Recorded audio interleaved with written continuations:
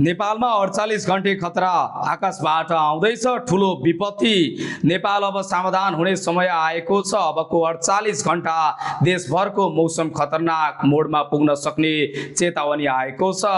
जल तथा मौसम विज्ञान विभागको विशेष मनसुन बुलेटिन अनुसार कोशी, गण्डकी, लुम्बिनी र सुदूरपश्चिम प्रदेश सबैभन्दा बढी जोखिममा छन्। तर मधेस, बागमती र अन्य प्रदेशका धेरै जिल्लाहरू पनि सुरक्षित छैनन्।